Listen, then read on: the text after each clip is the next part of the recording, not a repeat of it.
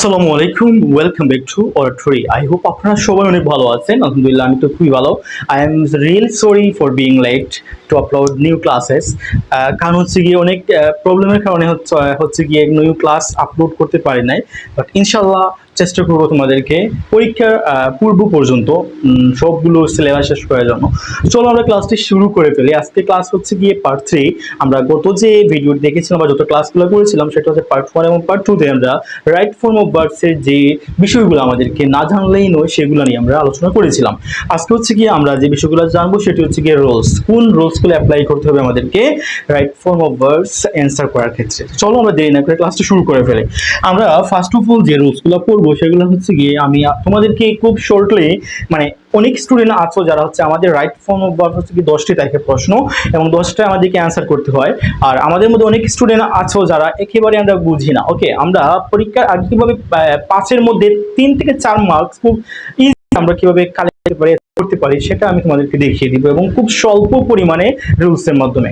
তো চলো আমরা একটু দেখে ফেলি রুলসগুলো কি। প্রথমে হচ্ছে কি আমি যেরকম বলবো, যে রুলসগুলাই বলবো সেই রুলসগুলো যদি আমার অ্যাকর্ডিং টু মাই রুলস এবং অ্যাকর্ডিং টু মাই ইনস্ট্রাকশন যদি অ্যাপ্লাই করো তাহলে অফকোর্স তোমরা 10-এর মধ্যে 7 থেকে 8টা তোমাদের হয়ে যাবে এবং 3 থেকে 4 তোমরা পেয়ে যাবে রাইট ফর্ম অফ ভার্বসে। যা আমি বলি সেটা একটু ভালো করতে হবে। ফার্স্টে আমরা যে রুল করবো সেটা হচ্ছে কি নাম্বার 1, বি ভার্ব। কি হচ্ছে কি বি ভার্ব। ওকে, আমরা বি ভার্ব কিন্তু পড়েছিলাম, গত ক্লাসে পড়েছিলাম যে ভার্ব কোনগুলো। আচ্ছা কোনগুলো দেখি আমরা একটু। ভার্ব হচ্ছে কি এম, তারপর কি ইজ, আর, ডাজ।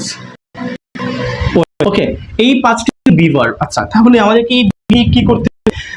তোমরা কি যখন কোনো একটা ব্র্যাকেটের পূর্বে, কিসের পূর্বে, যখন আমাদেরকে যেটাকে আমাদের রাইট ফর্ম করতে হবে, এই ভার্বের যদি বি ভার্ব থাকে, কি থাকে বি ভার্ব থাকে, তাহলে আমাদেরকে ওই ভার্বটিকে আইএনজি করে নিতে হবে। কি করতে হবে? আইএনজি, মানে ওই ভার্বের সাথে আইএনজি যোগ করতে হবে। আমি যদি একটু ডিপলি চিন্তা করি বা আমরা যদি একটু এক্সপ্লেইন করার চেষ্টা করি যে am is are was were, that means be verb, ওইগুলা কখন ব্যবহৃত হয়, তাহলে ওইগুলো আমরা অনেকেই জানি যে খুব ইজিলি হচ্ছে গিয়ে কন্টিনিউয়াস টেন্সের পর। কখন? কন্টিনিউয়াস টেন্সের ক্ষেত্রে বি ভার্ব ব্যবহৃত হয়। যেমন হচ্ছে গিয়ে প্রেজেন্ট হচ্ছে গিয়ে এম ইজ, তারপর হচ্ছে পাস্ট হচ্ছে ওয়াজ, এগুলা কিন্তু কন্টিনিউয়াস টেন্সেই ব্যবহৃত হয়। আমরা জানি কন্টিনিউয়াস টেন্সে আমরা যদি একটু টেন্স সম্পর্কে আমাদের ভালোভাবে থাকে বা ক্লিয়ার থাকে তাহলে আমরা বলবো যে প্রেজেন্ট কন্টিনিউয়াস এবং পাস্ট কন্টিনিউয়াস এবং ফিউচার কন্টিনিউয়াস, এই তিনটা কন্টিনিউয়াসের পর, এবং আমরা যদি আরেকটু বলি যে present perfect continuous, past continuous এবং ফিউচার কন্টিনিউয়াস, তো এটার মধ্যে কিন্তু আমাদেরকে according to the subject, okay, এবং according to the verb আমরা যখন অক্সিলিয়ারি ব্যবহার করি, কি অক্সিলিয়ারিস ব্যবহার করি, তখন আমাদেরকে ওই অক্সিলিয়ারিস এর পর v1 এর সাথে আইএনজি যোগ করতে হয়। 6টা টেন্সের মধ্যে, কয়টা টেন্সের মধ্যে? 6টা টেন্সের মধ্যে আমাদেরকে ভার্বের সাথে আইএনজি যোগ করতে হয়। কখন? After auxiliary. ওকে, প্রাইমারি যে অক্সিলিয়ারি রয়েছে আমরা যাদেরকে বলি হেল্পিং ভার্ব। তাহলে কি বুঝতে পারলাম? সকল কন্টিনিউয়াস টেন্সে ভার্বের সাথে আইএনজি করতে হয়। আমরা খুব ইজিলি বুঝবো যে আমার কাছে আমি দেখেছি যতটুকু রিসার্চ করার পর, আমি এতদিনে আমার অভিজ্ঞতার মধ্যে থেকে প্রেজেন্ট পারফেক্ট কন্টিনিউয়াস এবং সকল পারফেক্ট কন্টিনিউয়াস খুব কম পরিসরে, খুবই রেয়ার, ওইটা পরীক্ষায় খুবই কম আসে, কিন্তু তোমাদের ওই যে am is are was were be verb ওইগুলা কিন্তু খুব বেশি আসে। সো আমাদেরকে কি বুঝতে হবে? আমরা যদি ওইটা শুধু মাথায় রাখি যে বি ভার্বের পর ভার্বের সাথে আইএনজি যোগ হয়, কি হয়? বি ভার্বের পর ভার্বের সাথে আইএনজি যোগ হয়। That's clear. Okay, that's enough. তাহলে আমরা একটু দেখি এখানে যে বি ভার্বের পর ভার্বের সাথে আইএনজি যোগ করতে হবে। তাহলে এইগুলার পর আমরা কি করব? ভার্ব এর সাথে আইএনজি বসবে। ঠিক আছে, আমরা কি বুঝলাম? যে বি ভার্ব যখন থাকবে, যে সেন্টেন্সে বা যে ভার্বের পূর্বে বি ভার্ব থাকবে, কি ভার্ব? বি ভার্ব থাকবে, সেই ভার্বের সাথে আমাদেরকে আইএনজি যোগ করতে হবে। একটা রুলস ক্লিয়ার হয়ে গেল। সেকেন্ড হচ্ছে কি দেখো যে হ্যাভ ভার্ব। আচ্ছা ওকে, হ্যাভ ভার্ব কোনগুলো? তাহলে আমরা একটু দেখি ভালো করে। হ্যাভ ভার্ব হচ্ছে গিয়ে হ্যাভ, হ্যাজ, হ্যাড। ওকে, আমরা কিন্তু এই বিষয়গুলো জানি। আমি গত ক্লাসে আলোচনা করেছি, যারা এই ক্লাসে নতুন আছো তোমরা কি করতে পারো, আমার পূর্বে যে আমি দুইটা ক্লাস আপলোড করেছি তোমাদের রাইট ফর্ম অফ ভার্বস নিয়ে 1 2, এই দুইটা যদি ক্লিয়ার করে দেখে ফেলো বা ক্লাসগুলো দেখে ফেলো, তাহলে বি ভার্ব এবং হচ্ছে গিয়ে এই সকল ধরনের ভার্ব নিয়ে বা অক্সিলিয়ারিজ নিয়ে তোমাদের কোনো প্রবলেম থাকবে না। ওকে, তাহলে আমরা একটু দেখি হ্যাভ ভার্বের পর কি হবে আমাদেরকে। এই হ্যাভ ভার্ব এর পর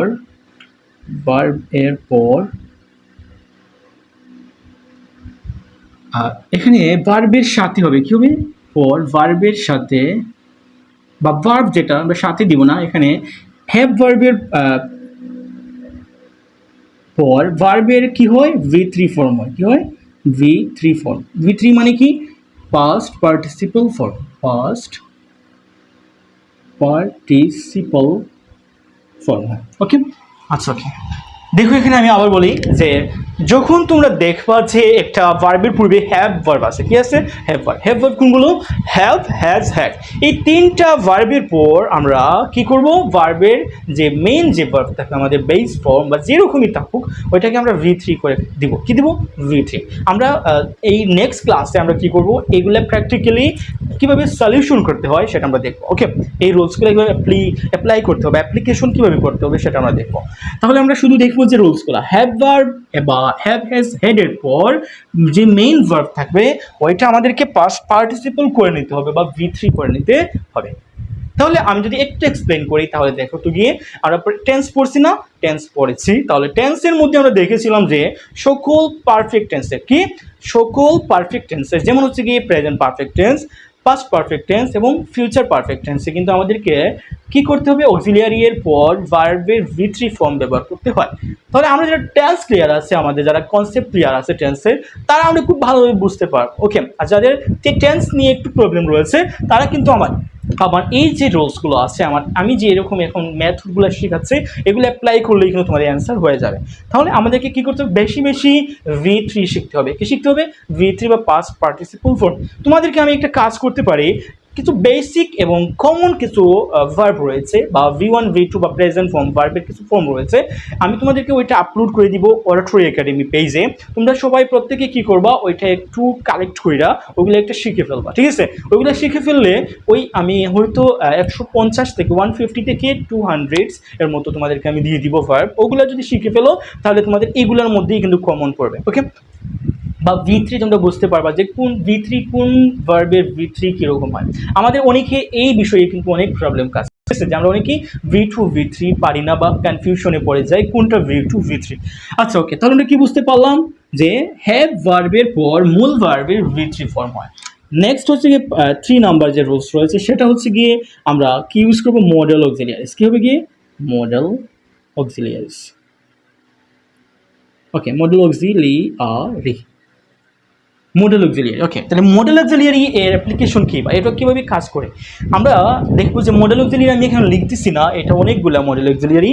তো যারা মডেল অক্সিলিয়ারি যারা জানো না, আমি 2 নম্বর পার্টে মেবি ওইটা দিয়ে ফেলেছিলাম। ওকে, মেবি 2 নম্বর বা 1 নম্বর পার্টে হবে আমি ওইটা দিয়ে ফেলেছি যে মডেল অক্সিলিয়ারি কোনগুলা।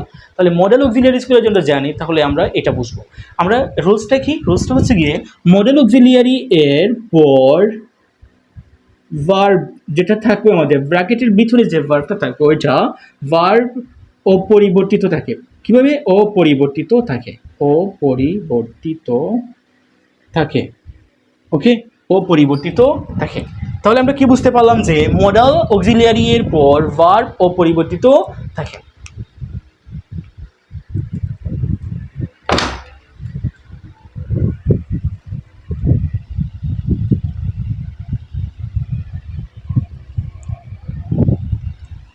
তাহলে আমরা কি বুঝতে পারলাম যে মডেল যে অক্সিলিয়ারিগুলো রয়েছে বা অক্সিলিয়ারিজগুলো রয়েছে ওইগুলোর পর ভার্বের কোনো পরিবর্তন হয় না। যে আমাদের ব্র্যাকেটের ভিতরে যে ভার্বটাই যেরকমই থাকবে ওইটা V1 হবে। কি হবে? ওইটা V1 হয়। নিশ্চয়ই বুঝতে পেরেছো যে V1 হয়। যদি ওইটা অন্য কোনোভাবেও থাকে আমরা কি করব, ওইটাকে V1 এ নিয়ে আসবো বা V1 A most of the time ওইটা কি থাকে, V1 এই থাকে বা বেস ফর্মেই থাকে। আচ্ছা ওকে, আমরা অপরিবর্তিত থাকে এটা, ঠিক আছে। আচ্ছা ওকে, নেক্সট যেটা হচ্ছে আমাদের 4 নাম্বার, যেটা হচ্ছে গিয়ে 4 নাম্বার হচ্ছে গিয়ে আমরা একটু দেখবো, ওইটা হচ্ছে গিয়ে যখন পাবা হচ্ছে গিয়ে ব্র্যাকেটের ভিতরে not verb, not plus verb, আচ্ছা ওকে, নট প্লাস ভার্ব এর পূর্বে ডু ভার্ব বসে। তাহলে এই কনসেপ্টটা আমাদেরকে খুব ভালো করে মানে ক্যাচ আপ করতে হবে। দেখো আমি একটু বলি, যখন তোমরা দেখবা যে একটা সেন্টেন্সের মধ্যে বা একটা ব্র্যাকেটের মধ্যে কি আছে, ব্র্যাকেটের মধ্যে এরকম ঠিক ওইভাবে ব্র্যাকেটের মধ্যে যখন দেখবা যে নোট প্লাস এবং নোটের সাথে একটা ভার্ব আছে, কি আছে, ভার্ব আছে, কি বুঝতে পেরেছো? প্রতিটা সময় নোটের পর কিন্তু আমাদেরকে V1 ব্যবহার করতে হবে। কি থাকবে? নোটের পর V1 থাকবে। Clear concept? আচ্ছা আমি আবার বলি যে নোটের সাথে যদি V1 বা ভার্ব থাকে বা এরকম নোট এইরকম ঠিক এভাবে কোনো থাকে একটা ভার্ব থাকে ব্র্যাকেটের ভিতরে, তাহলে তোমাদেরকে ওইটার পূর্বে ডু ভার্ব বসাতে হবে। কি করতে হবে? ডু ভার্ব বসাতে হবে। তাহলে ডু ভার্ব কোনগুলো? ডু ভার্ব হচ্ছে গিয়ে ডু, ডাজ, ডিড, এগুলা, রাইট? আচ্ছা ওকে, তাহলে কখন কোনটা বসাবো আমরা? এটা হচ্ছে আমাদের কি কনফিউশন বা প্রবলেম হচ্ছে গিয়ে এটা, যখন দেখবা যে প্যাসেজটা বা প্যাসেজের মধ্যে প্রেজেন্ট টেন্স নিয়ে কথা বলা হচ্ছে, কি প্রেজেন্ট টেন্স নিয়ে কথা বলা হচ্ছে, তখন তোমাদেরকে ডু এবং ডাজ ব্যবহার করতে হবে according to the subject, according to the subject. তার মানে এখানে কি বললাম আমি, যে ডু এবং ডাজটা বসাতে হবে কোন টেন্স যদি থাকে, প্যাসেজটা যদি কোন টেন্স থাকে, প্রেজেন্ট টেন্স নিয়ে থাকে, তাহলে আমরা ডু ডাজ বসাবো। কিন্তু কোন সাবজেক্টের পর ডাজ এবং ডু, কোন সাবজেক্টের পর কোন বসাবো? যখন যে সাবজেক্ট আছে হচ্ছে গিয়ে থার্ড পারসন সিঙ্গুলার নাম্বার। ওকে, আমি আগেই বলেছি যে থার্ড পারসন সিঙ্গুলার নাম্বার হচ্ছে গিয়ে হি, শি, ইট, নাও। এই চারটা হচ্ছে গিয়ে যদি সাবজেক্ট থাকে প্রেজেন্ট, তাহলে তোমাদেরকে কি ব্যবহার করতে হবে? ডু না ডাজ ব্যবহার করতে হবে। কি? ডাজ ব্যবহার করতে হবে। তাহলে আমরা কি বুঝলাম? আমি এখানে একটু লিখি যে সাবজেক্ট যদি থার্ড পারসন সিঙ্গুলার নাম্বার হয় তাহলে আমরা কি ব্যবহার করব? হচ্ছে গিয়ে ডাজ ব্যবহার করব নোটের পূর্বে। কিসের পূর্বে? নোটের পূর্বে। আচ্ছা ওকে, আর যদি প্রেজেন্ট টেন্সে এই সাবজেক্টগুলো ব্যতীত অন্য কোনো সাবজেক্ট আসে তাহলে আমরা কি করব? ডু ব্যবহার করব। কি ব্যবহার করব? ডু ব্যবহার করব। তাহলে আমি আবার বলি যে যদি প্রেজেন্ট টেন্স নিয়ে প্যাসেজটি থাকে তাহলে আমরা নোট, এই যে এই স্ট্রাকচার নোট ভার্ব, এটার পূর্বে আমরা কি করব? ডু ভার্ব ব্যবহার করব। এবং ডু ভার্ব কোনগুলো আসবে? প্রেজেন্ট টেন্সে শুধুমাত্র ডু এবং ডাজ ব্যবহৃত হয়, এবং সাবজেক্ট যদি third person singular number such as হচ্ছে গিয়ে কি হি, শি, ইট, নাও, এই চারটার মধ্যে থেকে একটা থাকে তাহলে আমরা ডাজ ব্যবহার করব। যেমন হচ্ছে গিয়ে ইট ডাজন্ট বা it does, she does, he does, Karim does, Rahim does, এরকম। ঠিক আছে? আচ্ছা ওকে, আর যদি ওই সাবজেক্টগুলো ব্যতীত অন্য কোনো সাবজেক্ট প্রেজেন্ট টেন্সে থাকে তাহলে আমরা নোটের পূর্বে ডু ব্যবহার করব। Got it? ওকে, নেক্সট হচ্ছে গিয়ে আমরা রইল হচ্ছে ডিড। শুধুমাত্র পাস্ট টেন্স, কি যদি সেন্টেন্স অথবা প্যাসেজটি পাস্ট টেন্স নিয়ে আলোচনা করা হয় বা পাস্ট টেন্সে থাকে তাহলে আমরা সকল সাবজেক্টের পর ডিড বসাতে পারবো বা বসাতে হবে। তাহলে আমরা কি বুঝতে পারলাম? পাস্ট টেন্সে ডিডটা সকল সাবজেক্টের পর বসতে পারে বা বসে, কিন্তু ডু এবং ডাজটা অ্যাকর্ডিং টু দ্য সাবজেক্ট বসে, সাবজেক্ট অনুযায়ী বসে। গঠিত? আমার কাছে মনে খুব ভালোভাবে বুঝতে পেরেছো। আমরা বাকিগুলো আমরা প্র্যাকটিক্যালি শিখবো। আচ্ছা, তাহলে আমাদের 5 নাম্বার যেটা হচ্ছে রুলস, সেটা হচ্ছে গিয়ে খুব ইম্পর্টেন্ট। সেটা কি? দেখো, এইগুলা ছাড়াও কিন্তু আরও অনেক কিছু রুলস রয়েছে। যেমন হচ্ছে গিয়ে যদি সেন্টেন্স, কি সেন্টেন্স যদি প্রেজেন্ট টেন্সে হয়, কি হয়? সেন্টেন্স যদি প্রেজেন্ট টেন্সে হয় তাহলে কি হয়? আমি একটু লিখি এখানে, বা প্যাসেজ যদি প্রেজেন্ট টেন্স দিয়ে শুরু হয় তাহলে most of the verb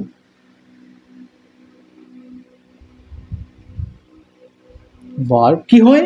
V1 বা ভি বেস ফর্ম হয়। কি হয়?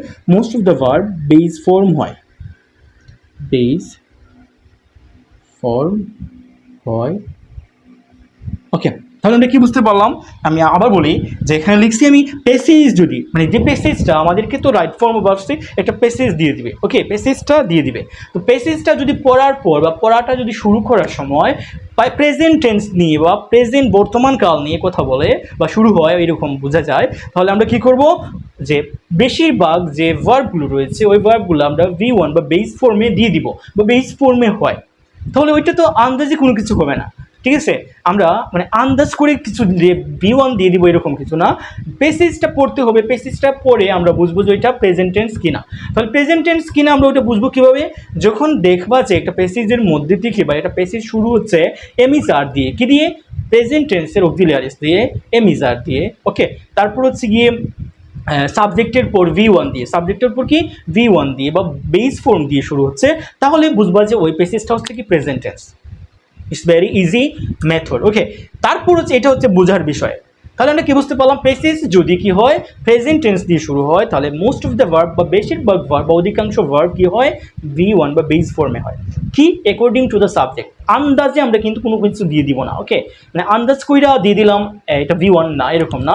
সাবজেক্ট বুঝতে হবে। তারপর আমি আগেও বলেছি যে সাবজেক্ট যদি থার্ড পারসন সিঙ্গুলার নাম্বার হয় তাহলে কি হয় ডু ভার্ব হিসেবে ডাজ ব্যবহৃত হয়। কিন্তু এখানেও কিন্তু একটা জিনিস রয়েছে, সেটা হচ্ছে গিয়ে সাবজেক্ট যদি থার্ড পারসন সিঙ্গুলার নাম্বার হয় আর সেন্টেন্সটা যদি প্রেজেন্ট টেন্স দিয়ে শুরু হয় বা প্যাসেজটা যদি প্রেজেন্ট টেন্স দিয়ে শুরু হয়, তাহলে আমাদেরকে থার্ড পারসন সিঙ্গুলার নাম্বার পর আমরা কি করব ভার্বের সাথে এস বা ইয়েস যোগ করব। আদারওয়াইজ সকল ভার্বের সাথে আমরা কি করব কোনো কিছু যোগ করার প্রয়োজন নেই। কেন?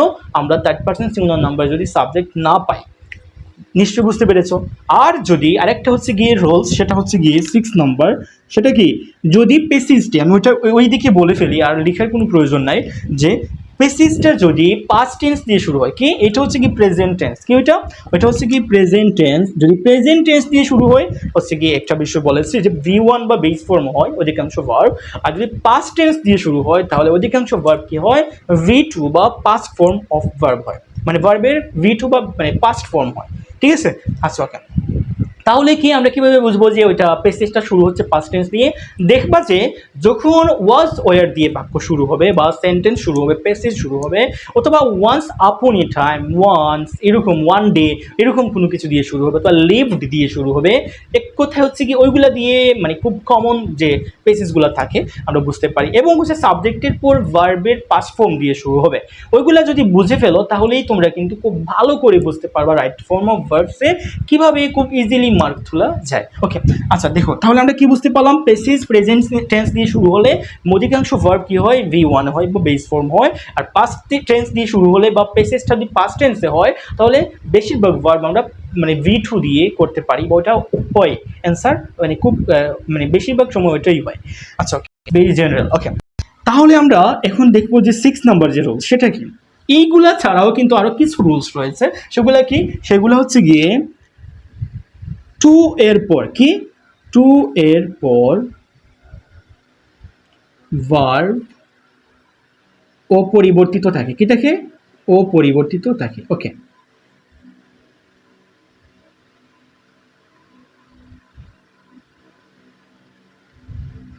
দেখো, আমি তোমাদেরকে যদি আমি একটু যদি মানে ইজি করতে চাই তাহলে সেটা কি রকম হয়।